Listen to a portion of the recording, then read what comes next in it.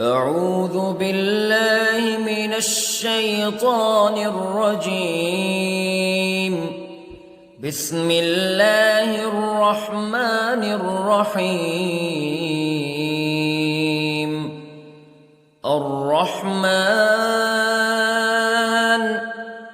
علم القرآن خلق الإنسان علمه البيان.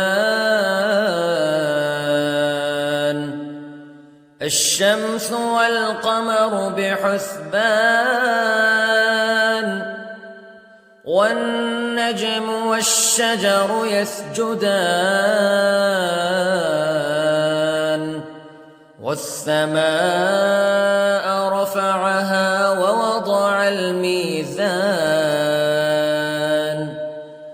ألا تطغوا في الميزان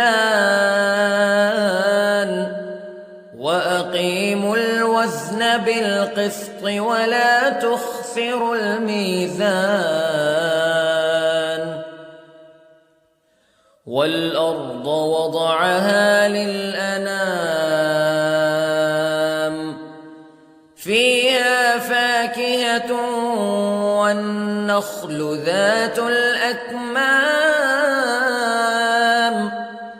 والحب ذو العصف والريحان فبأي آلاء ربكما تكذبان. خلق الإنسان من صلصال كالفخار وخلق الجان من مارج من نار فبأي آلاء ربكما تكذبان.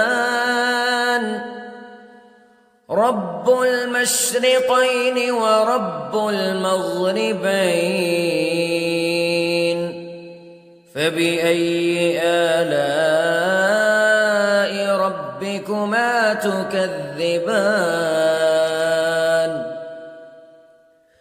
مرج البحرين يلتقيان بينهما برزخ لا يبغيان فبأي آلاء ربكما تكذبان. يخرج منهما اللؤلؤ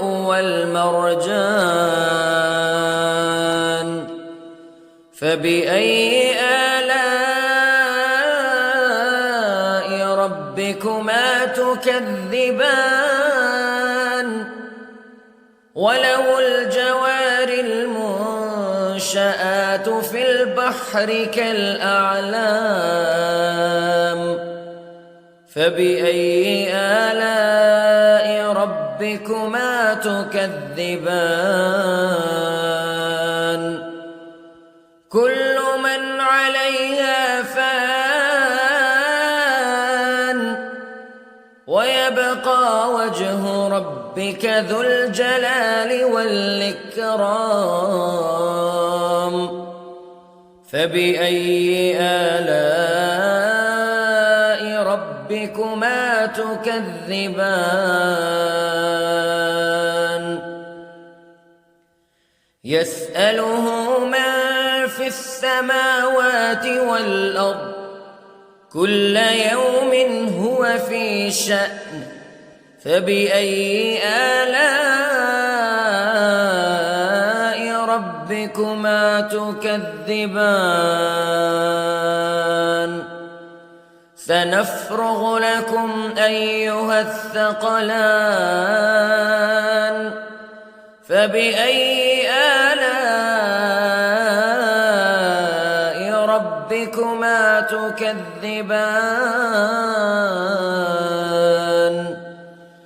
يا معشر الجن والإنس استطعتم أن تنفذوا من أقطار السماوات والأرض فانفذوا لا تنفذون إلا بسلطان فبأي آلاء ربكما تكذبان يرسل عليكما شواظ من نار ونحاس فلا تنتصران فبأي آلاء ربكما تكذبان فإذا انشقت السماء فكانت وردة كالدهان فبأي آلاء ربكما تكذبان فيومئذ لا يسأل عن ذنبه إنس ولا جان فبأي آلاء ربكما تكذبان يعرف المجرمون بسيماهم فيؤخذ بالنواصي والأقدام فبأي آلاء ربكما تكذبان هذه جهنم التي يكذب بها المجرمون يطوفون بينها وبين حميم آن فبأي آلاء ربكما تكذبان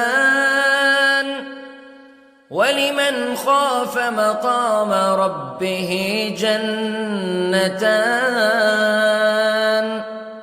فبأي آلاء ربكما تكذبان ذواتا أفنان فبأي آلاء ربكما تكذبان فيهما عينان تجريان فبأي آلاء ربكما تكذبان فيهما من كل فاكهة زوجان فبأي آلاء ربكما تكذبان متكئين على فرش بطائنها من استبرق وجنى الجنتين دان فبأي آلاء ربكما تكذبان فيهن قاصرات الطرف لم يطمثهن إنس قبلهم ولا جان فبأي آلاء ربكما تكذبان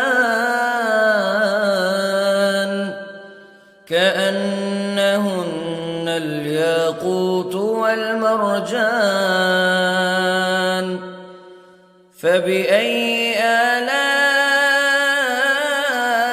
ربكما تكذبان هل جزاء الإحسان إلا الإحسان فبأي آلاء ربكما تكذبان ومن دونهما جنتان فبأي آلاء ربكما تكذبان مدهامتان فبأي آلاء ربكما تكذبان فيهما عينان نضاختان فبأي آلاء ربكما تكذبان فيهما فاكهة ونخل ورمان فبأي آلاء ربكما تكذبان فيهن خيرات حسان فبأي آلاء ربكما تكذبان حور مقصورات في الخيام فبأي آلاء ربكما تكذبان لم يطمثهن إنس قبلهم ولا جان فبأي آلاء ربكما تكذبان متكئين على رفرف خضر وعبقري حسان فبأي آلاء ربكما تكذبان